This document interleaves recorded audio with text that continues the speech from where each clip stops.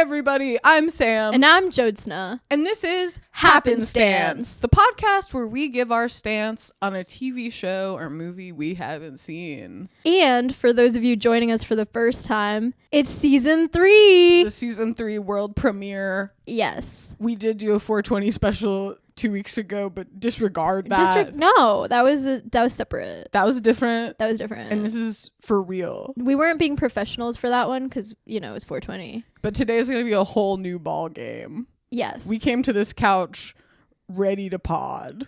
And in case you've forgotten how this podcast works, or if it is the first time, Happenstance is a podcast where we talk about a movie or a TV show that we haven't seen. And, we just kind of kick around what we know about it. The cast. The director. How we've culturally osmosed what we know about the film. Wait, what were our 3? Let's hit him with our 3.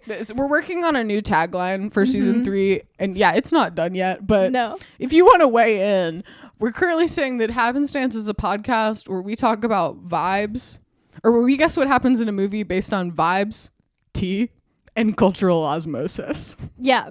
And that couldn't be more true, I think. Especially the tea. Especially the tea. But yeah, email us at happenstancewithjoeandsam@gmail.com if you have any thoughts on that. Yeah, and while we're at it, why don't you check us out on YouTube? At Happenstance Pod. I think you can type in Happenstance with Joe and Sam and you should be able to find it. Just if you want to see our beautiful faces. Yeah, if you put our names down, you'll find it, basically, right? Yeah. So just care about us like an adequate amount. Why haven't you been Googling us is my question. That's a great question. I will say it's recently come to our attention from a listener, Annette, shout out Annette, that sometimes you can't find us on Instagram because instead Happenstance footwear, a truly hideous type of sandal, heinous dad flip-flops comes up instead. But no, we're Happenstance _pod. Don't get it confused because pod is short for podiatry. It's not. It's short for podcast, and there's no feet involved in our brand. We hope to see you online. We always wear socks. And then the other thing we should probably go through is our various segments. Yes. So yeah, our podcast is broken down into us sort of discussing what we know about the film, us giving our happenstances where we guess what happens in the film, and then at the end we do a reveal where we see what's really up. And then finally we end with our famous segment. I think they're talking about it on the Today Show. Gayle King. This is what Gayle King talked about with the gals in space. Yeah, predictions. Predictions. Where we give our predictions about whatever we want. Then we start each episode with, I would say, sort of the bedrock foundation of this podcast. And that is, what's up with you today? So without further ado, Joe, what's up with you today? It's spring. It's a time for rebirth. Spring has sprung.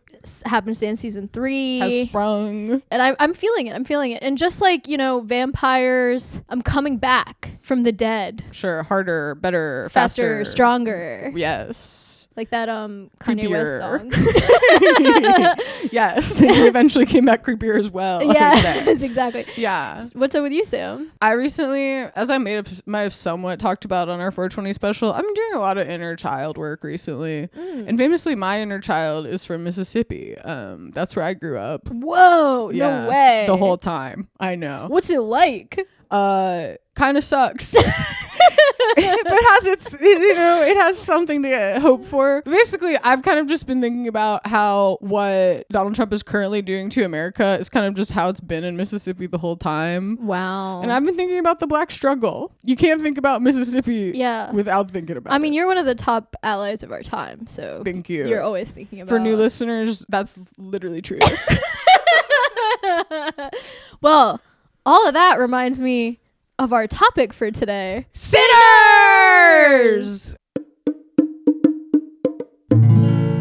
Happenstance! And yeah, just so you know, every time our What's Up Today is both a real thing that also connects to what we're talking about. So some real artistry. Wow. We're kind of geniuses, wouldn't you say? I think for that one. At least. Whatever is higher than geniuses. Because they're calling everyone geniuses nowadays. You're right. They act like freaking Elon damn Musk is a genius. We're above that. We're like a mega mind. Yes. Great. A man I respect. Thank you, DreamWorks, for giving us that language. We're mega minds. We're mega minds. Which is better than genius. True. Fab. So let's get into it. Sinners. What do you know about it? Well, I know that everybody's acting like it's going to save Hollywood. Okay, like it's an actually good movie that is a blockbuster. Original. And was made by a big studio. Yes. It's not previously used IP. Yes. And the director, Ryan Coogler, did something that very few directors get to do, which is he wants to own his own copyright. Because usually the studio owns it. Yeah. So whenever there's like, they license it out to like... They can pimp it out to whoever forever and ever. Yes. Sure. But Ryan Coogler's like, hell no, this is mine. This is mine. Okay. So it might also break down the studio system once and for all. Hey, fingers crossed. Yeah. Fingers freaking crossed. He also... Okay, so he got famous as a director using other people's IP, right? Well, yeah. So his breakout hit was Black Panther. Go off. There's also Wakanda Forever. I think his first movie was called Fruitvale Station. Yes, starring Michael B. Okay. His muse, one might say. About the black struggle in America, police violence. That was before I think like Ferguson and all the other, before it came to the forefront. Okay. Of American culture. So it was ahead of its time a little bit. Sure. And then he did the Creed movies, which I personally love. Also starring Michael B. Love Michael. Okay, here's one thing I want to get out front of about Michael B. Hot. Like maybe the hottest guy in Hollywood that we have at this time. For sure. I can't think of anyone else hotter. And Michael B. Jordan. Can act, actually, right? Yeah, he's got it all. Wasn't he at one point the sexiest man alive? Should have been. He's like the only one I've agreed with on that list for a long time. Because it was like what? It was fucking... I actually need to pop up about this. Go ahead. The sexiest man alive is fake. You know when it was like Blake Shelton? Yes. And then I think The Office got John Krasinski, right? Did you get that one? Literally disgusting. Well, see, okay, I think this also points to a broader thing in America where John Krasinski is now the star of some Amazon show where he's like a guy who shoots people in the name of the Ryan. law. Yeah. Jack Ryan. And then Blake Shelton, Southern country singer, giving conservatism guy. Exactly. And then when did Michael B. Jordan get it? I think a few years ago at this point. Was it like post 2020? I don't remember exactly when he got it, but I just feel like he is not getting opportunities that he should on the reg because he is kind of getting like used culturally in moments where the black struggle is being used by the media / like promoted maybe. Right. So it's like good and bad, but I think he should just be getting more. Well, no, yeah. I mean, I think it's crazy that, you know, he's still, I mean, you could argue he's like a black actor, but he should be in the category of just hot actor. And you know, that's a problem. Because like I just think if you're not white, you don't get to be just a hot actor. You know what I mean? And we need to move on from that. Yeah, and he's the hottest one we have. So catch up culture. Hot actors can be of any race. Exactly. And we need more of them. Yeah. He should be fucking Tom Cruise, but he's better than that. I think he's better than that. And that's big coming from me, someone who famously loves him because I kind of think he looks like my dad. And then you, the top Tom fan Cruise, of the Mission Impossible films, and Tom himself. Yeah. So, well, Tom in his early days when he was the cutest was being in more like, artsy and shit movies. For the girls. Yes.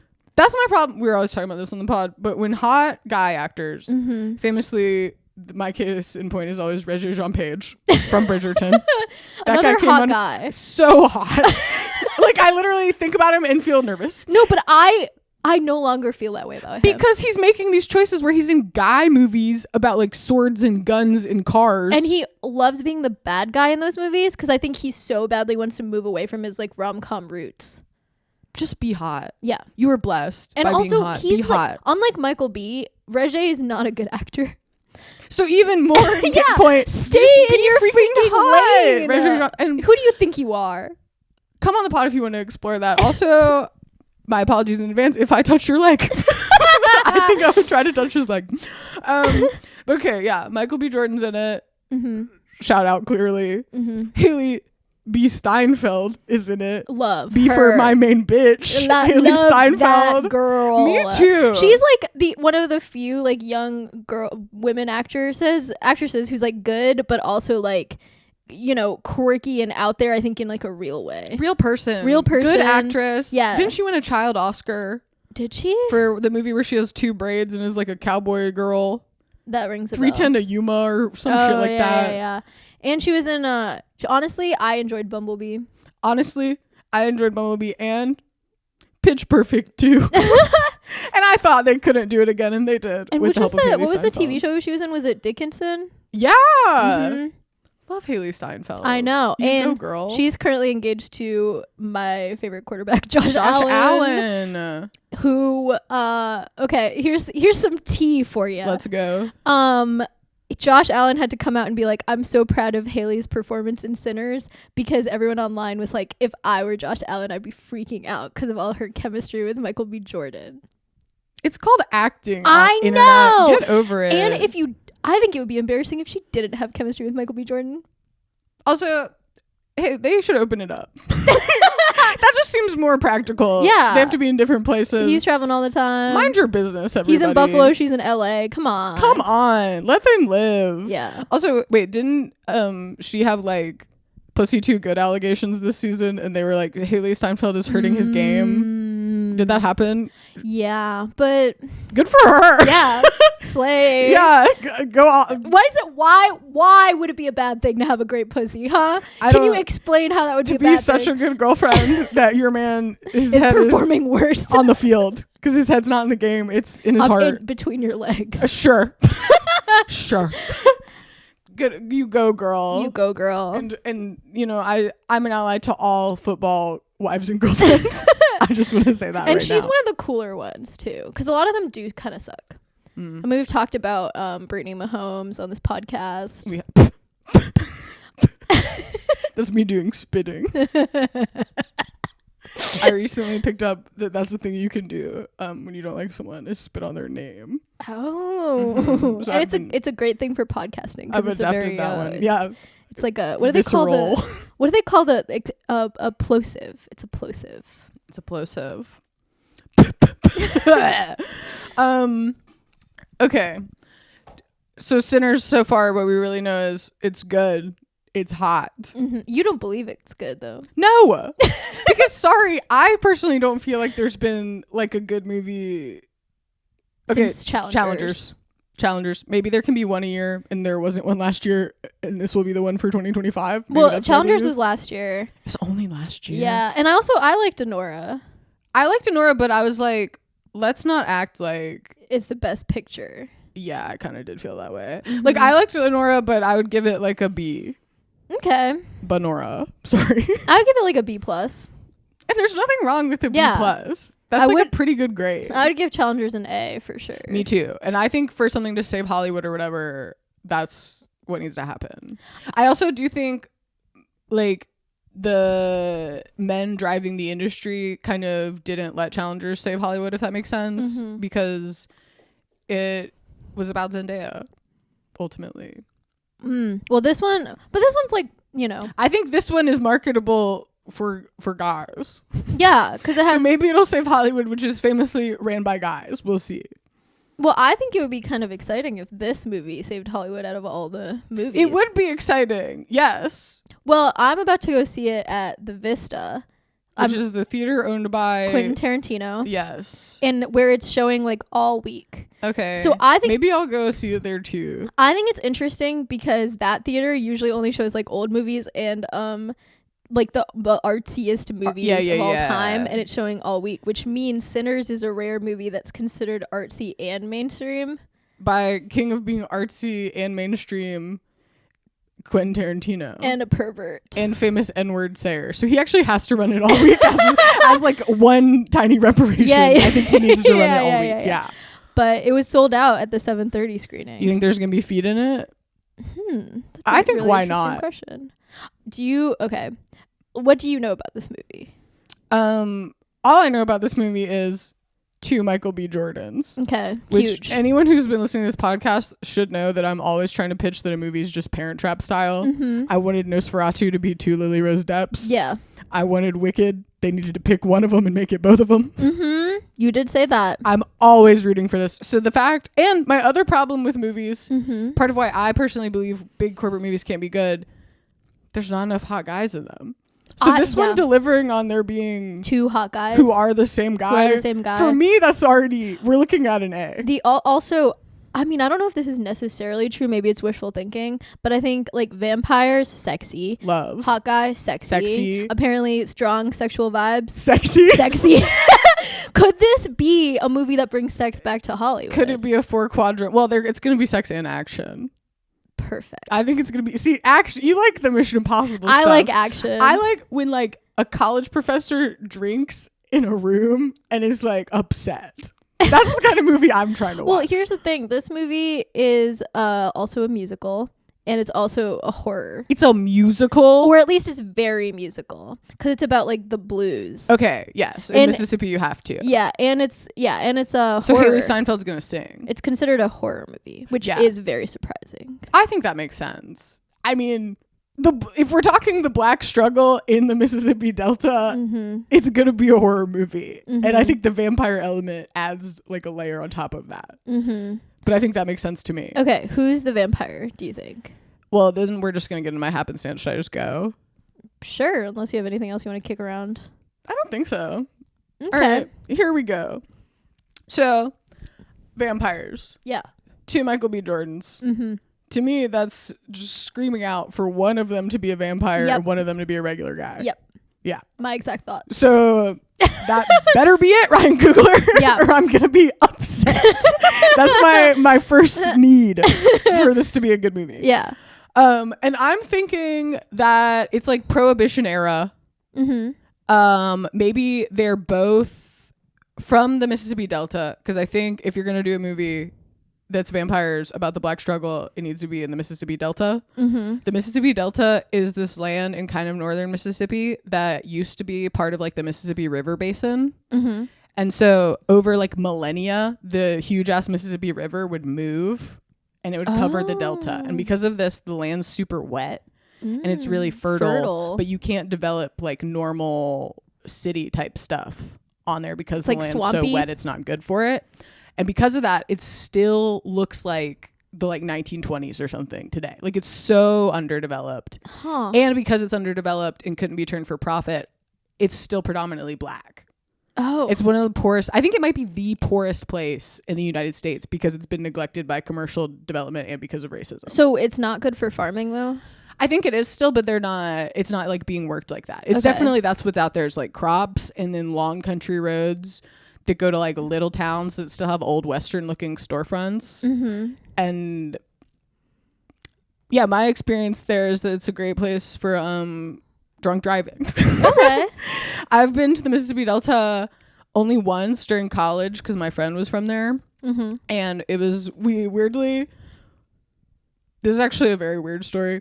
So I have a friend from college who her friend's parents live in the Mississippi Delta. Their family's been there for a very long time. They're so country. I went with that friend and another friend to these people's house without their daughter being there. Okay. And it was their wedding anniversary. Why were you there? We were just all taking it. We did a spring break trip that was like Mississippi culture where we went to New Orleans, Natchez, the Delta, and Memphis. Okay. And like hit all the like civil rights museum spots and the honky tonks and the drinking joints and stuff. It was very fun. One of the best trips of my life. But during this, we went to Greenwood, which is, I would say, the most famous town in the Mississippi Delta. With her parents for their anniversary. And we went to this restaurant that's from Prohibition era. And they have it set up so that each table is in like a stall with curtains so that you can't see other people drinking. And to this day, you bring your own bottles in and cork them. And then the room's like a bunch of small areas so that other people couldn't see others breaking prohibition. Sexy. Yes. There's a lot of sexy stuff. It's like fucked up stuff and sexy stuff is like the balance, I would say. But basically, this is a great trip with these people's random parents on their romantic anniversary. And after, I'm pretty sure her dad drank 3 bottles of wine and drove us home. Nice. And it was easy out there. There's no one else out there. Yeah. So that's kind of what's up in the Mississippi Delta even today. That's a rich setting. It's a rich setting. Yes, it makes sense. It's also like where the blues originated. And I feel like when you're there, you're like, that makes sense. I would want to pluck my banjo and like, yeah, gaze off into the never-ending horizon. It's giving never-ending horizon there for sure. That's what it's like. So it's set there, and based on my one restaurant experience, I feel like maybe both brothers had something to do with like prohibition. Like maybe they were both like kind of bad. Oh, you think they're brothers? Okay, I mean they're twins, but they grew up together. Yes, and I think they were poor, oppressed Mississippi Delta. maybe they start like, is everyone in the prohibition rum running, or they just call it rum running because that sounds good? Like, can you do different alcohol running? I think they just call it rum running because it sounds good. But in my, isn't that from they get it across the border, or is that? I don't actually know how this works because drinking's famously been legal throughout my life. But I think one of them, they're maybe doing that. Okay, whatever that looks like. But I think one of them goes like business mode with it. Mm-hmm. So he becomes like a club owner / restaurateur. Okay, side note, I recently went to a murder mystery party that was themed like Prohibition era. Okay. And one of the characters in it was a rum runner, and he brought raisins soaked in gin because that was something that people used to eat like in public to get drunk. Okay, they should definitely eat that throughout this film. And it wasn't bad. All right. I thought it was going to be disgusting. Yeah, it sounds like a nightmare. Yeah. But it wasn't bad. It wasn't bad. Okay. So that's I think that's a good thing to include in this movie. If it is like a real good movie, it needs to have texture like that. Mm-hmm. There's someone who's eating gin-soaked raisins throughout. So maybe that's the brother who owns the restaurant. Mm-hmm. And I'm going to say that on the poster, I think he's the one wearing the hat. His hat to me is giving restaurateur. Yeah. Hat is giving like shady business. Exactly. You have to keep the sun out of your eyes for your shady business.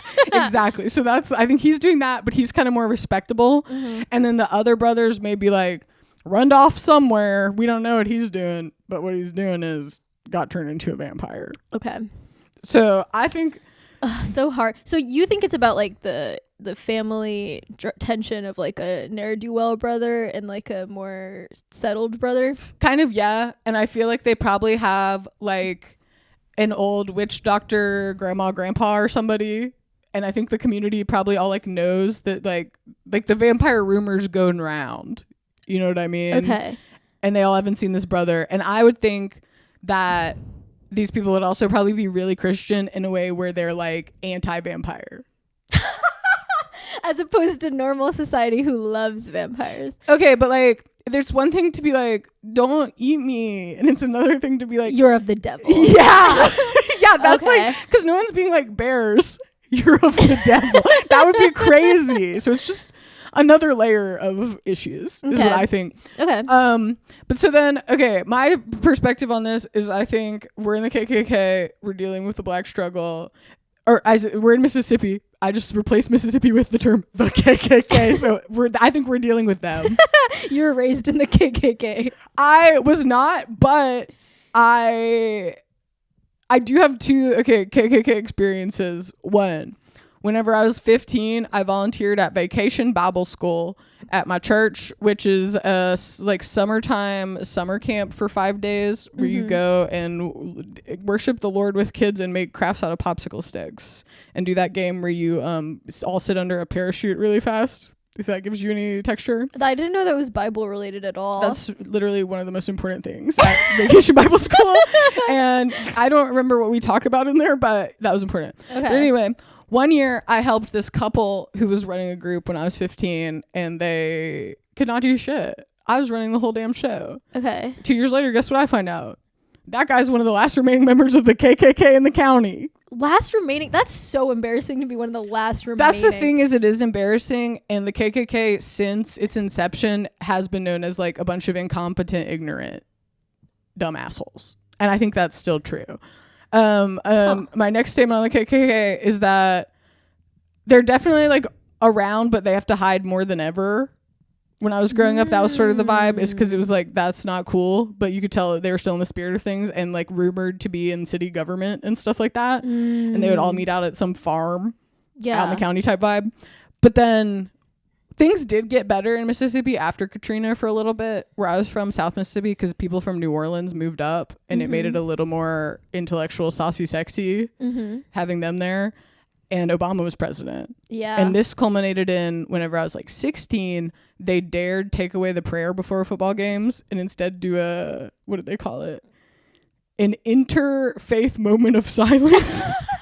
Moment of silence for mourning, but it's for... The interfaith moment of silence is what they tried to adopt. Okay. And after that happened, the next football game, there were KKK flyers sprinkled over the bleachers. Oh. And that was crazy and like scary, and the closest I'd ever felt to feeling like they were active in a real thing. That being said, the graphic design was ass, and they were pretty small and not well cut out. So that's the sort of thing is like, I think the people who are still in the KKK are not cut out for modern times. Well, yeah. I mean, it's still scary, but like they're the dregs, you know?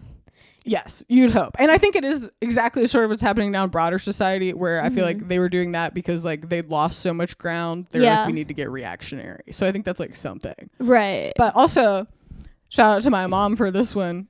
One of the top haters of the KKK, Catholics were on the flyer.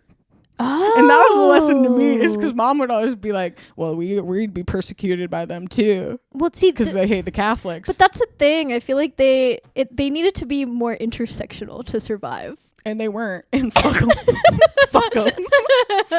But yeah, so that was all very interesting to me. And even while I was living there, they like don't talk about any of this stuff in like a real way. And then to see it kind of creep through the cracks of like normalcy. But it so is like the, you know, incel in your basement vibe still. Yeah, I think they were bringing that vibe for that vibe's been around. Yeah. But I mean, they were incels in the backfield, if so that like, makes sense. But do you know, like in this era, was the KKK actually like loud and proud and running the town, or?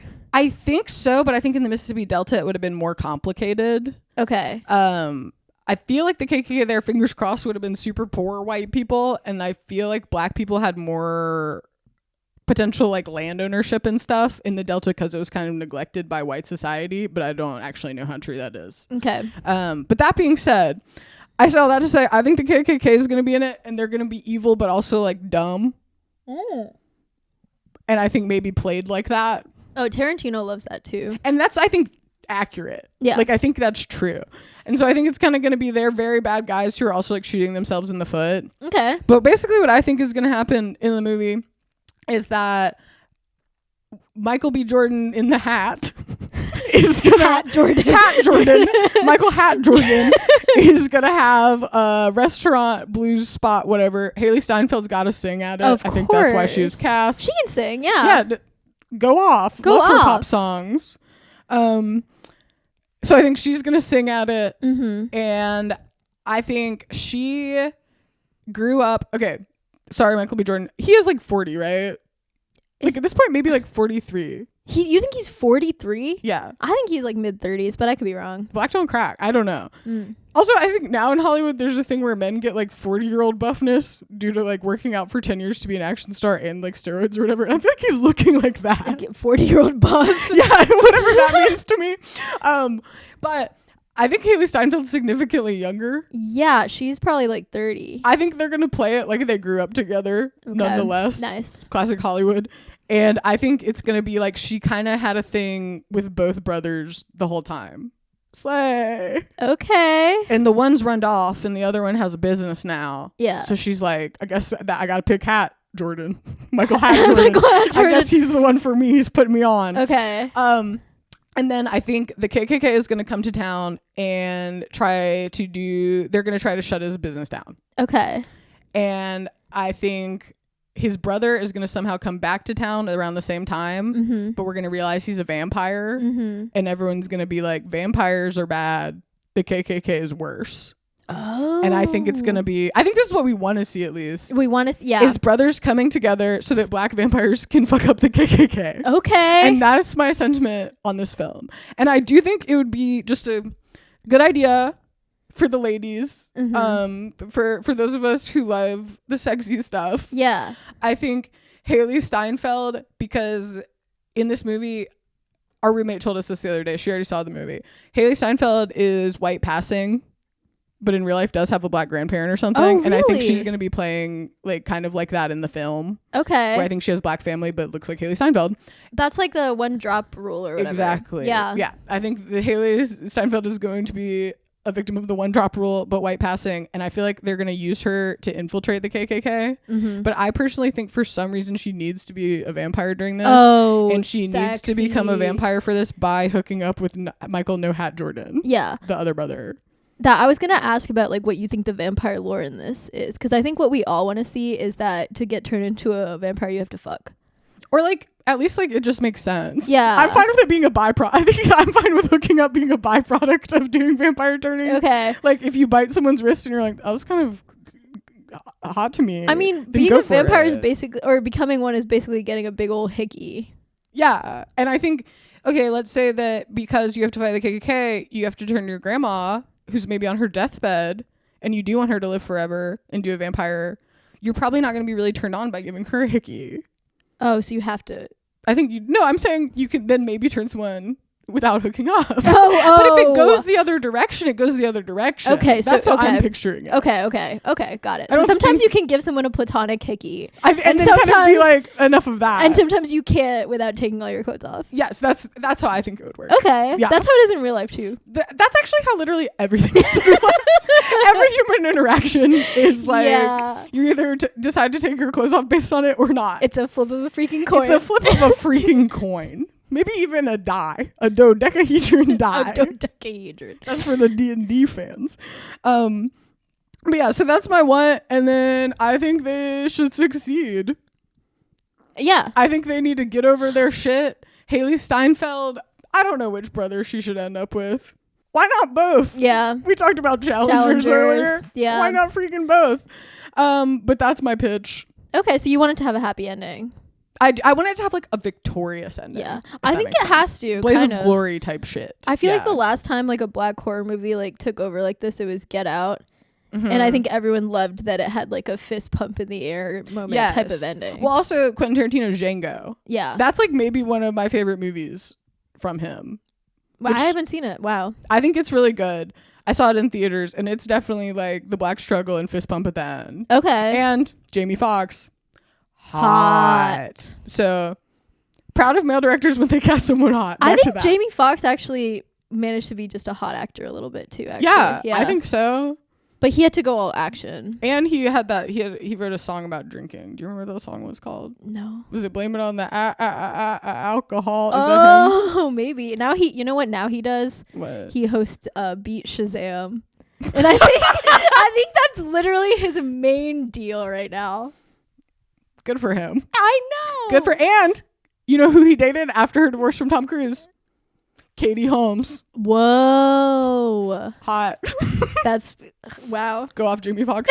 Go off. But yeah, I think it's going to be kind of Django vibes. Okay. Where it's like, you're like being like, oh my God, white people and racism are terrible. And then Jamie Foxx is fucking them up and being hot and you're like, go off.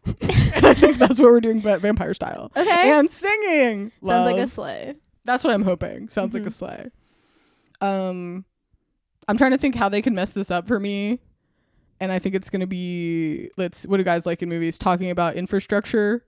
Oh. Talking about money laundering schemes. I think they could be doing some sort of money laundering scheme that's boring. Okay, it could be true crime heavy or something. Yeah. Too much shooting type stuff. Mm-hmm. Not sexy enough. Not sexy enough. Oh, also I want to say, I don't know how they're going to do this.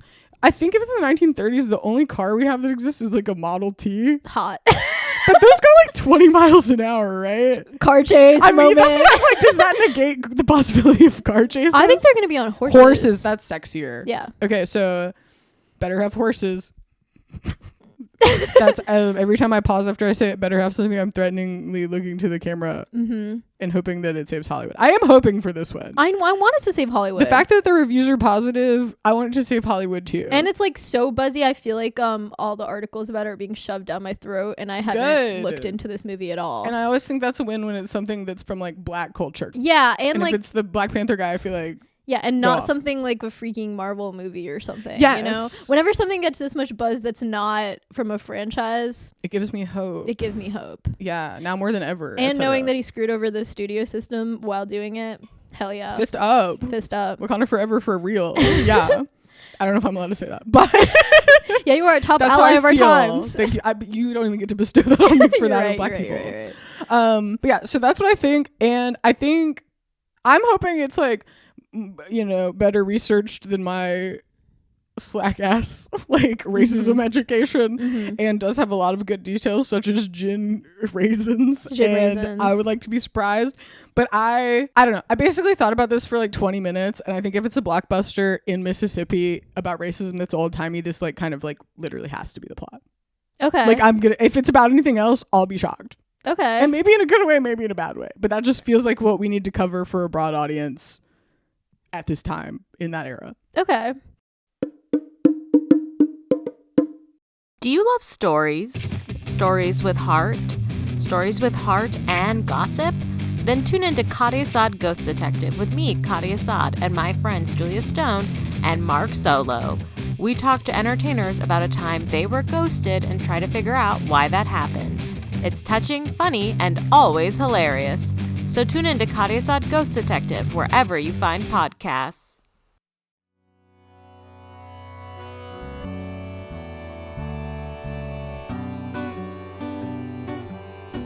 All right, let's set the scene. It's 2017. You are pushing 30 years old and have just watched the finale of Pretty Little Liars. You're wearing your feathered earrings and your red coat, and you swore you'd never watch this show again. Countless hours spent on message boards researching conspiracies. Time you will never get back. Okay, so fast forward to 2023, and you call yourself a teen drama aficionado.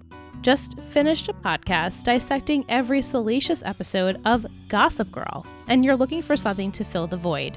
Your listeners begged you for years, yes, years, to cover Pretty Little Liars on your podcast network, and for once, you're considering it. Hell, you're geared to do it, making you, well, a liar. Liars. At last, We Are Liars podcast was born. I'm Michelle. And I'm Liz. And we're Total Betty Podcast Network, and we recap every single episode, spoiler-free, of Pretty Little Liars ad nauseum. Every exaggerated gasp, inappropriate relationship, and altogether fantasy this show holds. Listen every Wednesday to We Are Liars as I, Liz, the veteran, and Michelle Newby talk spoiler-free about the wildness that is Pretty Little Liars. Available wherever you get your podcasts.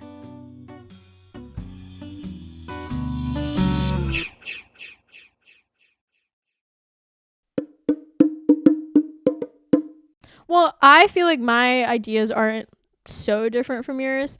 I agree if there's two of them, one has to be a vampire and one has to not. But I was imagining them being like separated at birth, twins or something. I love that scenario. Where they don't even like know each other's existence. Yeah. I'm covering my mouth with my hand. Imagine you're in a parent trap, but the other one's a vampire. Wait, okay, that's actually so good. Okay. And I want vampirism to be like kind of known, like everybody knows that vampires are real, and I want it to kind of be like when we're talking about racism, there's also vampire racism, like in True Blood. Yeah. And there's a KKK like who hates vampires, and maybe it's like it is real racism coded where like vampires are always black, and maybe like they lynch black people because they're like, I think this one's a vampire. Okay, sort of it's giving witch hunts. Yes. Okay. Exactly. And so I think like, it takes place in Mississippi, as we know. I think there are black people who aren't vampires and aren't like in trouble, but I think all of them could be like suspected of being a vampire.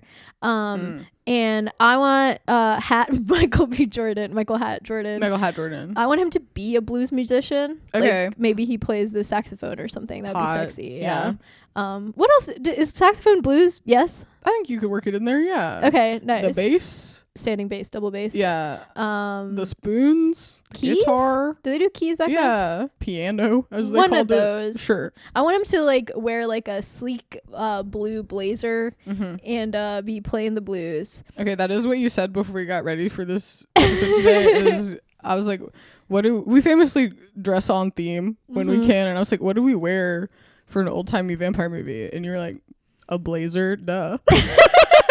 So I'm glad that's made it into your plot as well. Yeah. He's in a sleek blazer. And I think he and Haley Steinfeld like they perform together. They're like in a band. One of the sexiest dynamics. Yeah, they're in a blues band and they travel around and they have a thing. Cool. But I think they have to keep it a little bit under wraps because it's interracial. Yeah. But it's sexy, it's passionate, it's hot. I think they're both like trying not to, take it too seriously because the times. It's giving Stevie Nicks and that other guy, Lindsey Buckingham. Yeah, except with additional interracial stakes. Exactly. Yeah. Okay. So they're hooking up.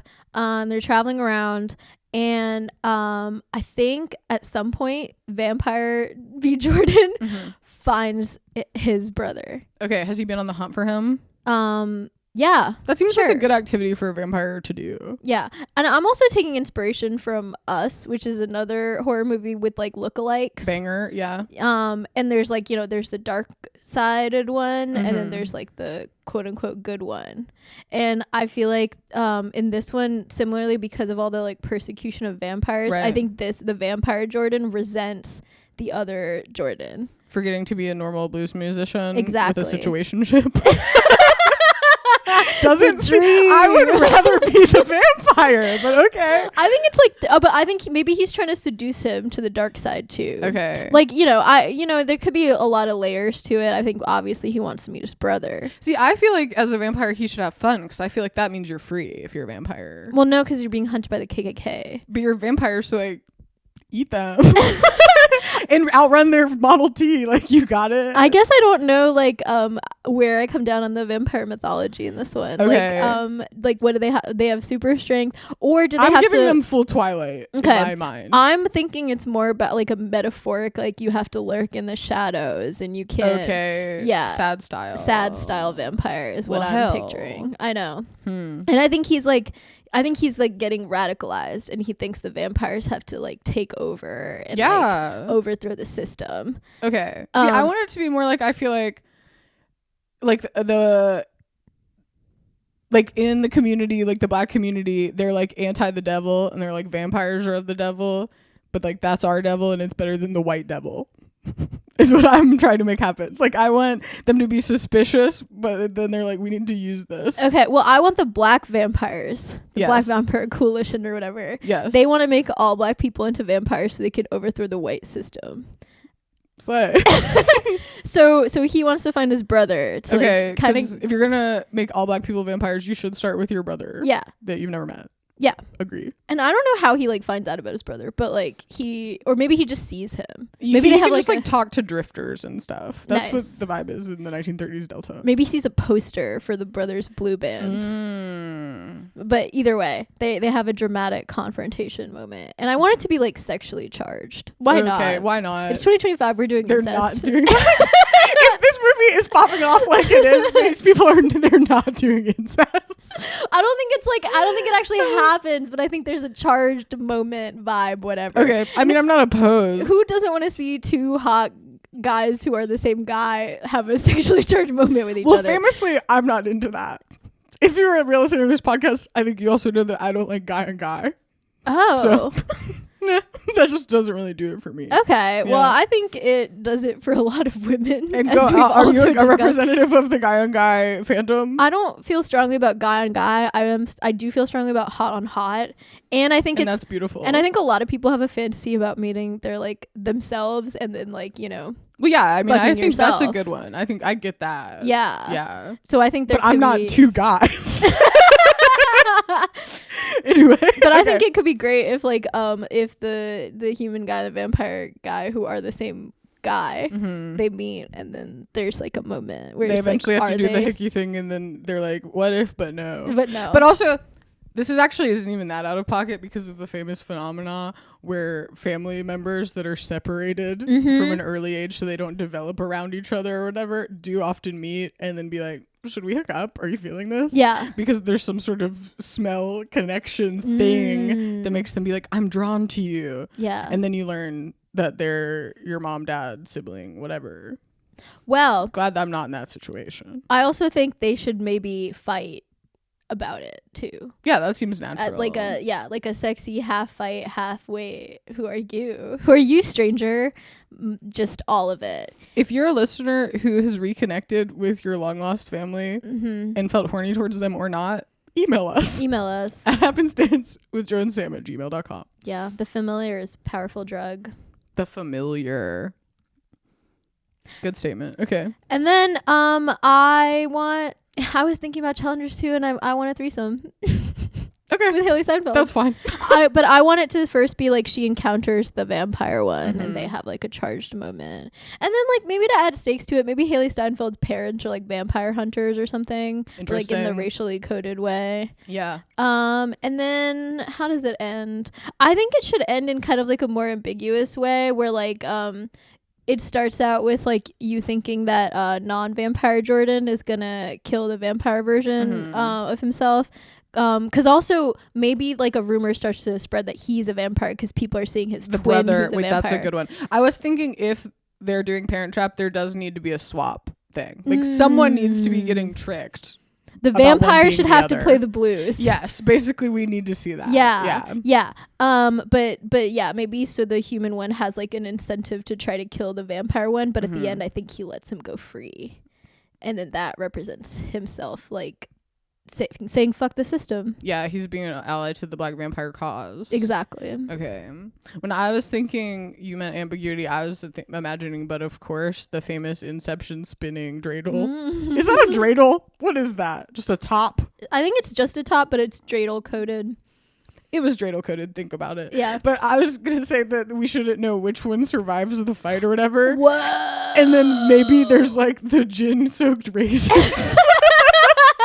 And it's like, did he eat them or not? Well, I think one of them should survive the fight and then pick up the hat and put it on. But you're like, is it the hat one that survived? That could be the whole problem of the movie is like, which one's wearing a hat now? Yeah. We just don't know. We don't know. When one of them wears a hat Yeah. that doesn't normally. Yeah. It's fucked up. Yeah. And then I think Haley Steinfeld's like, I'm going to be with the surviving one. But then maybe it's a vampire and she's got tricked. But does she actually want to be with the vampire because he's sexier? Well, and are we dealing with the like lives forever, stays the same? Slay. But then you have to become one too. Classic Bella Swan problem. That's not a problem. I don't think it is either, but they acted like it in those damn books. I like the idea though, because I wasn't really thinking about it from a Christianity angle, but I do like the idea of like it clashing with Christianity. Yeah, I think in Mississippi you also have to reckon with that. Yeah. Fun pitch. It doesn't work because we have seen Haley Steinfeld as a child, but wouldn't it be cool if she actually was just an old vampire from like the 1930s who's now being a pop star and dating Josh Allen? Where's that movie? I mean, Michael B. Jordan could easily be a vampire. I think we've seen him be a teen too, though. What was he could have turned later. I think he's in The Wire as a teen. Well, do you think any famous celebrities are? Oh, like a surprise cameo? Or no, you're saying if there's a celebrity who's a vampire. Yeah, that's okay. I'm scared to say it. Oh, yeah. Come on the pod. Jennifer Lopez. It would just make sense. Warning. Now's the part of the episode where we at least kind of reveal what really happens. Spoilers ahead. Ding! I feel like we just got it. No. This episode. We didn't get it? No, not at all. All right.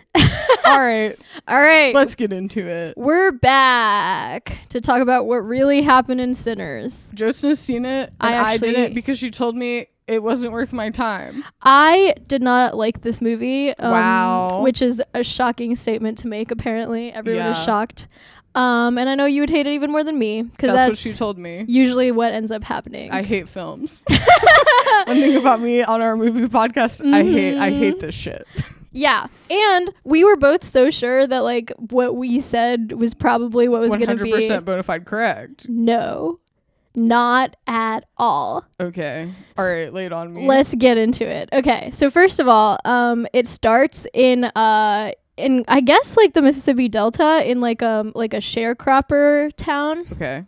And I also want to say, yeah, I didn't enjoy it, but the whole first half of this movie, I actually did enjoy. I was really on board. I was excited to see where it was going to go. Okay, so it was rocking at the top. It was rocking at the top. Okay.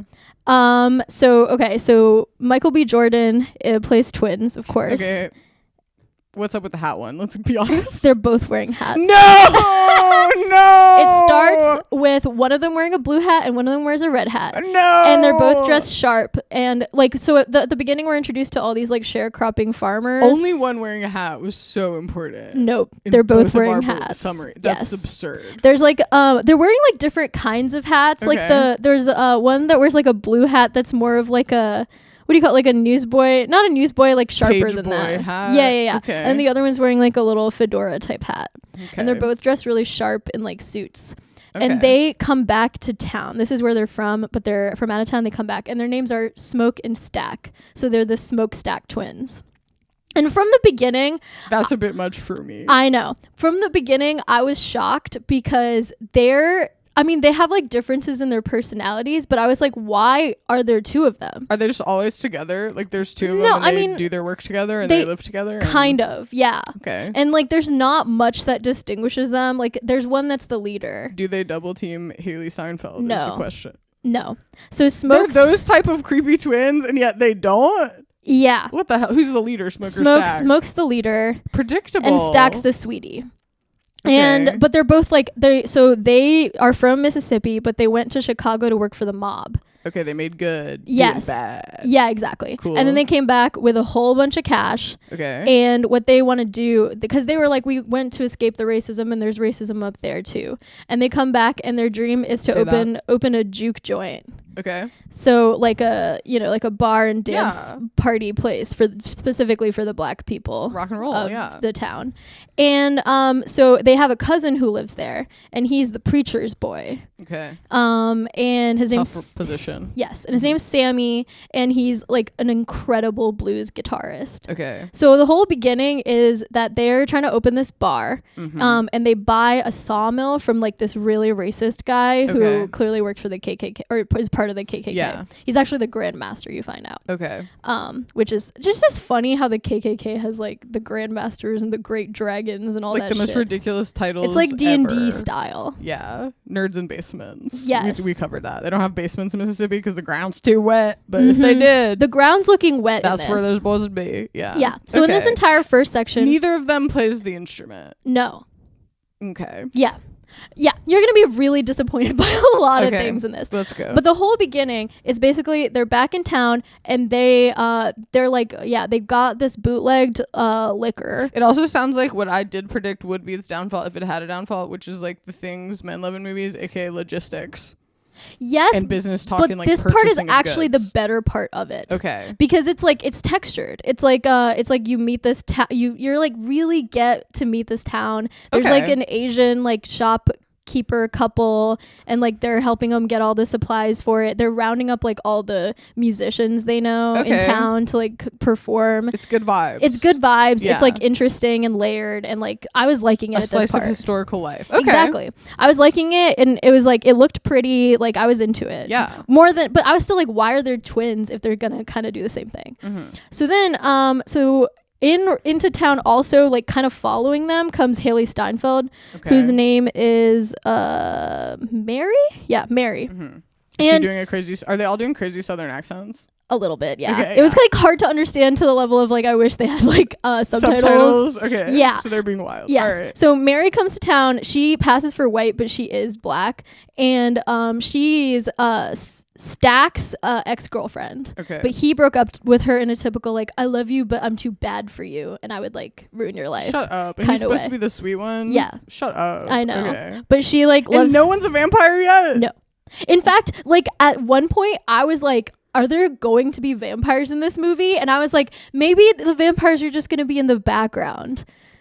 Which is bad. I know, but I was almost like, you know what? We don't need vampires, because I was enjoying the music is incredible. Okay. Like that's truly the best part. The cousin's really killing it. Well, not just the cousin, it's like the background music, like the soundtrack is really good. Yeah. Like there's just a lot to like actually. Oh, and you find out at the beginning that there's some people in like voiceover.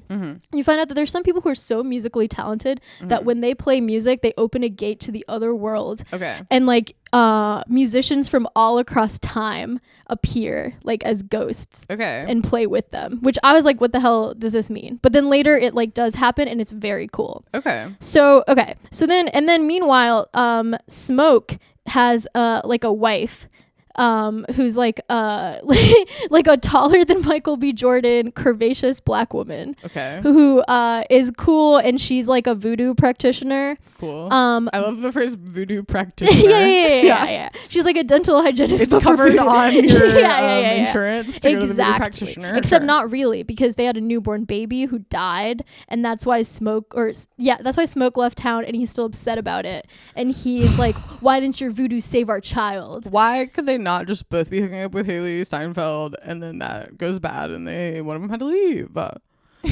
Okay, keep going. Yeah, I know. Yeah. But it actually gets worse from here. Okay. So then we finally meet the first vampire, who's an Irish immigrant, which is pretty funny. How long does it take you to meet the Irish immigrant vampire? Like 30 minutes. Okay. And he's running because he's being chased. And he runs to the home of these two white people who you find out are in the KKK. Yeah. White couple. And he's like, let me in, please let me in, please let me in, I'm being chased, please let me in. And you find out that the whole thing that they decide to keep from vampire lore, there's two main things. Okay. One is that the sun burns them up, but two is they have to be invited in. And this is such a big thing. Yeah. Like all the vampires have to be invited in everywhere. And I think they're trying to play on like the southern politeness thing, but it's kind of like, why is this so important to the movie, the invited in thing? I don't know. And is there sort of a general racial makeup of the vampires? Are they all Irish? No, just this one. Okay. So this is the first one we meet, is the Irish one. And he arrives at the home of these white racists. He gets invited in. He obviously kills them. And then meanwhile, hot on his trail, or he turns them into vampires. Come on. I know. And hot on his trail are these Native American vampire hunters who are so fucking cool. And I was like, that I sounds can't. like a good topic. I know. I was like, I can't wait to see where this goes. Nowhere. They never come back. Really? They never come back. That's crazy. I know. Okay. And that was okay. Then the joint opens up, yes. the juke joint, and Sammy has a performance that is so good that like you see like a DJ appear and then also like a tribal dancer or whatever. Okay. And it could have been corny, but it was cool. Hearing this right now, I'm like, that sounds pretty bad. It was corny, but it was also, it like did work because the music was good. And that was the last time this movie was good, in my opinion. What the hell? And there's only been one vampire at this point? Yeah. And he's Irish? Yeah. But then his performance is also so good that it draws the vampires, because the vampires love music, and that ends up being their whole thing. And then the vampires tried to get let into this black people only party, and they say no, and then they try to perform their little Irish music, and then so this is more Irish vampires. Yeah. Well, no, now that these two are like under his thrall, and they're all like doing Irish music and like white people music. It's very interesting. There's like white people music and there's black people music. Yeah. And the vampires can only do white people music, and they're like, we need Sammy because we want to do black people music. So the vampires are white. Yes. Well, so far. Yeah. Eventually there's like, they're all races, but yeah, so far they're only white. Okay. Then but they're like, we're not letting any white people into this party. Okay. But Mary, who like looks white, she's in there, and she's like, we don't have enough money. These guys are offering to give us money. Let me go just scope out their vibe. Okay. And then I'll come back and report back. So she goes out. They immediately turn her into a vampire. Yeah. And then she comes back in and has a sex scene with Michael B. Jordan that almost like she just like kind of spits in his mouth. It cuts away, and when it cuts back, she's already like sucking all his blood. Is he wearing a hat during this? And if so, what color? He's not wearing a hat. Oh my god. And it could be either of them without a damn hat on. It's Stack. It's her like boyfriend. So basically she turns him into a vampire, and the rest of the movie is just like a vampire movie. It's or not even a vampire movie, like a zombie movie. Like there's like humans in this house. Vampires are all crowded around trying to get in. Okay. And they're like keeping them out. Okay. And slowly, and that's a horror movie. And slowly, like they leave like one by one and get like picked off, kind of thing. Or like the vampires like come in and like take one of, like that kind of thing. Okay. And it just becomes like kind of a generic. Who wins? Does racial justice win? Does anything meaningful win? Well, okay. So basically what happens is there's just so much that happens. The voodoo lady, she's like, if I get turned into a vampire, you have to kill me because I don't want to be a vampire. That's against her beliefs. Yes. Sure. But the vampires are like, it's not that bad to be a vampire. Okay. We're chilling. No, it's sounding chill. Yeah. We're just chilling. Want to go to the bar. And yeah. You just want to play music and like hang out.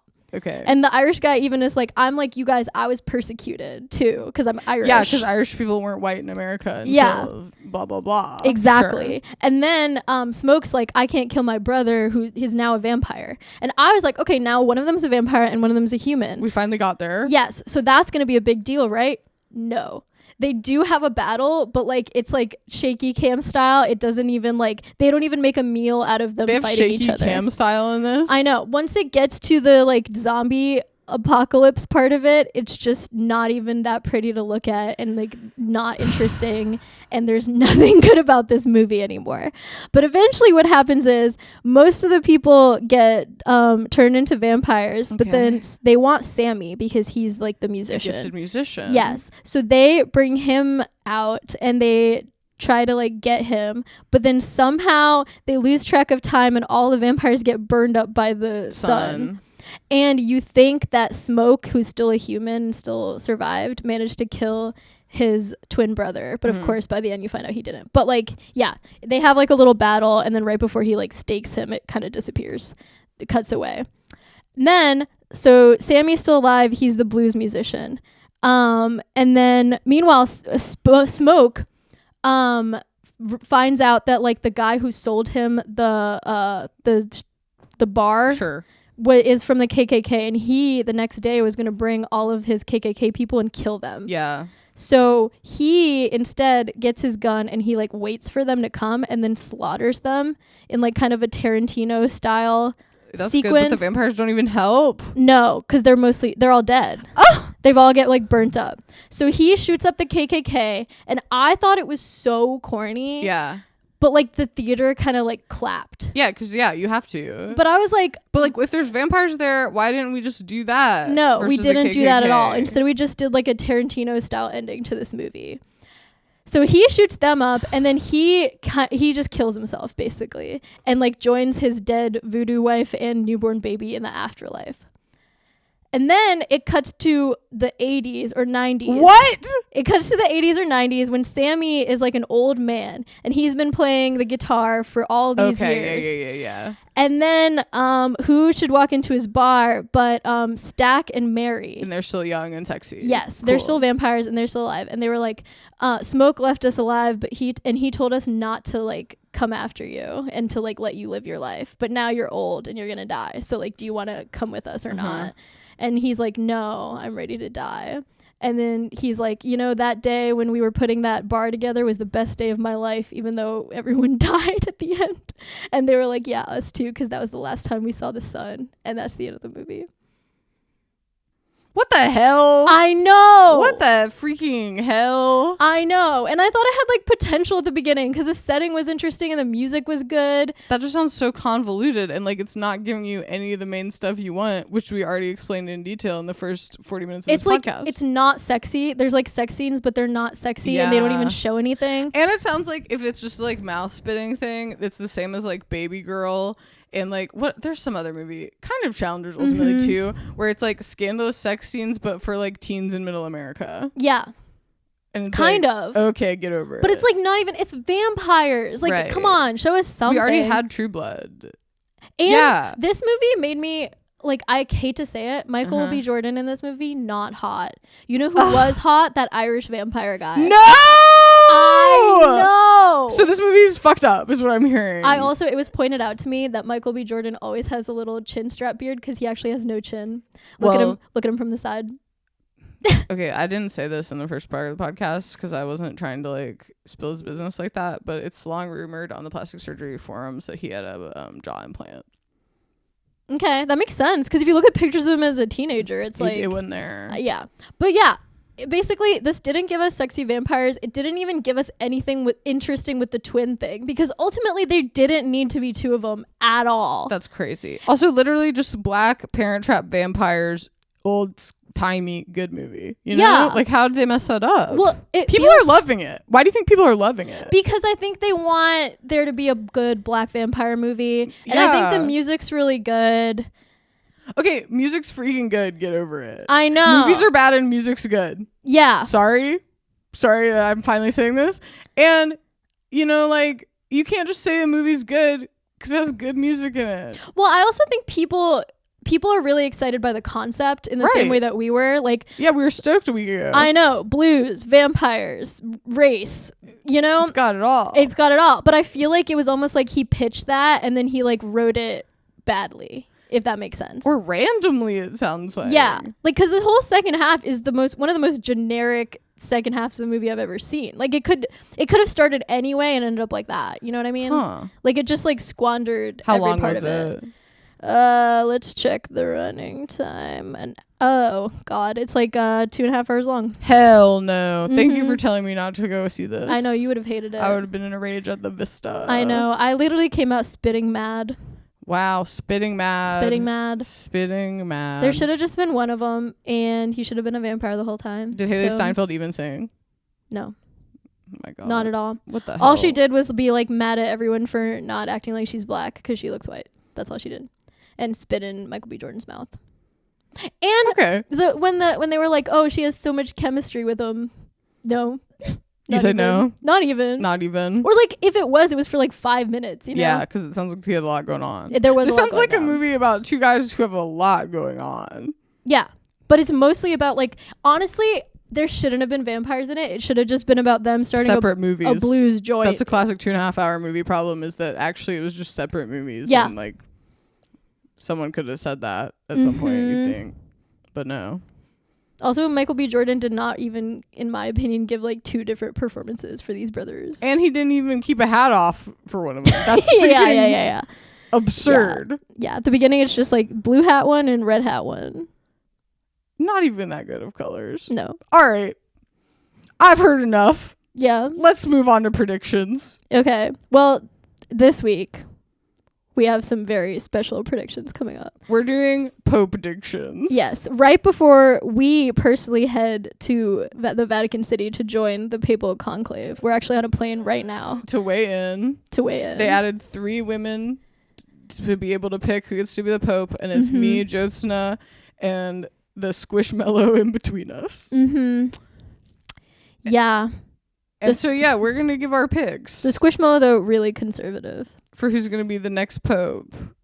I haven't been talking to her much except on the pod. I don't really. I'm happy you guys connected. She wants the Catholic Church to return to the old ways. Okay. So she wants one of these guys who's like, if you get divorced, you can't have communion. And actually, pedophiles rise up. She hates divorce. She's about, okay, cool. Well, that'll make us more balanced. And she hates birth control. Are these guys weighing in on that too still? I don't know. I do think, okay, so yeah, we're picking who's going to get the papacy next. And I do think it's interesting in reading the coverage about this that Pope Francis really did do that for the Catholic Church and the LGBT community, because that is like the point of interest they're bringing up for every one of these guys is their record on gay stuff. Right. And that's like pretty huge in Catholicism world. It's really like who's gonna go with Pope Francis's vision and who's gonna return to the old ways. Yes. And it's pretty crazy when you read the list, because all the old ways guys, it's like the new guys, their bullet points are like gay friendly, supports the unhoused, was really funny one time at the Olympics. Wears a thong. Yeah. Slay. And then the guys who are the old school guys, it's like 6-time award-winning pedophile, woman hater, and guy who always has shit on his ass. Yeah, you can't wipe your ass because that's gay. Yeah, even though what? Like, no, these guys, it's crazy. And I mean, I say this from like, you know, we all know who the president is. Anything can happen, but it just seems like a really kind of a no-duh situation. You know? Yeah, but I think it's going to come down to charisma, because I feel like the whole thing was Francis had Riz, and that's why he was so popular. Yeah, and he kind of seems sweet and tired, which I think people do like that in a religious figure. A lot of these guys don't look tired enough. They're looking like shit. Scrolling these headshots, I was like, they needed to get the Golden Bachelor people in stat. The only one who's looking good is the Filipino one. Filipino King Cardinal Luis. Kind of hot. And they keep being like so young because he's 67. And I like that he's wearing little glasses. I don't know. I like he has a good LGBT record. And he's Asian. So in. Yes. I think they did make the point that like this would be a big, if they have the first Asian Pope, it's a big like Catholic Church wave to the whole Asian world of Christianity. And I think that's wise. Well, there's a lot of Asians. Yeah. There's a freaking lot of them. And like our economy is getting tanked right now. So it's like, I feel like the Catholic Church follows the people in the world economy. Right. Personally. Yeah. As someone whose grandma, while she had Alzheimer's, donated many, many dollars to the Catholic Church. I think Sam's like grandma. They know to go where the funding is. I think your grandma should get to have sex with whoever the next pope is. I don't think she would want to do that. Weirdly, she's so Catholic, but I think she would be like, all these gay guys? I don't know. The Pope's such a weird role. It's such a weird role. Yeah. Yeah. But yeah, I'm throwing my hat in the ring for Cardinal Luis. Okay. I think he should get it. I think like from this picture, it looks like he already got it. You know, he's like squinting out into the future. Yeah. He's making the decisions for the Catholic future. Yeah. Yeah. My second pick is this guy named Zuppi. Cardinal Zuppi. If you go to apnews.com, he's got a cute little smirk. Mm-hmm. He also has a pretty good record in terms of like progressive social issues. Right. But he's Italian if they want to keep it Italian. It's so weird. I think they're either going to keep it Italian or they're going to go to like Africa or Asia. But it's like one or the other. Yeah. Well, good. Have you seen the freaking German and the Austrian and the Hungarian guys? Looking evil. They're the top shit asses and look so bad. Yeah. They look so bad. They look like all the KKK people that got shut up in Sinners. And say that. Mm-hmm. Say that. Yeah. But yeah. And then this guy though has a friendly little smirk, Cardinal Zuppi. I think he's cute. I think he has a good background. I think if they want to keep it, he was made a cardinal by Francis himself. Mm-hmm. So I think there's something there. I think if they do a conservative swing, the problem is I feel like he would have to be still so charismatic and likable, like Trump himself. You know what I mean? All right, and that's why I'm nominating. If they're going conservative, there's one man for the job. It's Cardinal Pizza Balla. Because I think that's so stupid and so 2025 for the new pope to be named Pope Pizza Baller. Yeah. And he's like the worst man you've ever met in your life. I think that would just make sense. And he's only 60, so he could do it for a good long time. We could have Pope Pizza Balla for a long time. And he kind of looks like John Oliver or something. And I bet Catholics like that. Sure. I don't know. Who doesn't like John Oliver? So I think those are my Pope dictions. Okay. Well, I actually have no opinion on who's going to be Pope, but I just want to predict the name that they're going to pick. Okay. And I think we got to go sexy with this one. Because they always pick a name of a saint, right? Yes. And the last one was Francis. Is it like the next one will be like with a G? Like it's alphabetical, like hurricanes? Like hurricanes. Or you suggested Joan of Arc. That would be pretty awesome. A Pope F, Joan. J. F, Joan. Or G. Joan with a G. Jean of Arc. Pope Goan. Joan of Arc. No, I think it should be Sebastian. Okay. The one that got struck by arrows or whatever. Because that's a sexy name. Why do you get struck by arrows? Do they like care about that part? I don't know. I think it's like the saint of blank kind of thing. Right. And Francis was the saint of the poor. Yeah, that's a sweet one. Yeah. But I think they should go sexy. Okay. Imagine if we were all talking about Pope Sebastian. What's Pope Sebastian saying? Yeah, I would have a crush on Sebastian Pizza Balla if he was like in my middle school. Or they should just go like, just random Italian words. I don't know enough saints. You know, at this point they have like a patron saint of like obesity. Damn. Mm-hmm. Well, none of these guys are representing that community. They all look skinny. Most of them. I'm gonna say the German one. Take another look. But yeah, I also think it's just crazy that the Catholic Church is having such a moment with this one right now and got us to all like act like we care about this and like it matters. And like, what does the Pope actually do? Anyone? They stand on a balcony and wave at people and either be like thumbs up to the gays or not. Right. That's pretty much what it seems like. But then I think there's like there's literally a billion people on this earth who care so much about what the Pope says. They do photo shoots. There's a Pope calendar that my grandma famously subscribed to, and I remember when Francis first, came on the scene, we got that Pope calendar in the mail. Well, and it was him waving from various different balconies with different backgrounds, and that was nice. Well, then it seems really important if he's photogenic. He needs to look good. Why haven't we been prioritizing this if that's the main thing he's doing, is being the face of the Catholic Church? And imagine if he had a tight little bod. That would sell so many calendars. No, we could not see that. Imagine if he emerged wet from a lake. in his white gown with stuck to his body, his 70-year-old body. You know what's crazy? We love Jesus, right? Sure. Jesus ripped and naked all the time and has a beautiful long beard. Yeah. The Pope, clean shaven, wrinkled, ugly, clothed. Yeah.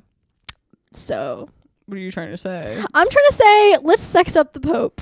Okay, if we're gonna pay all this attention, maybe put a little something short on. Yeah. Let's get them old legs out, guys. Let's get that spray tan going. Let's get the spray tan going. Those veneers. Some of these guys' teeth, it's dark. It's dark. All right, well, fingers crossed for sexy Pope Sebastian.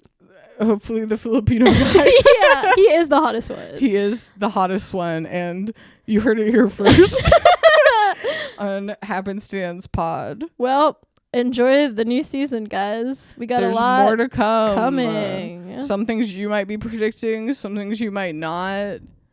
Probably some things no one could. Especially us. So, welcome back.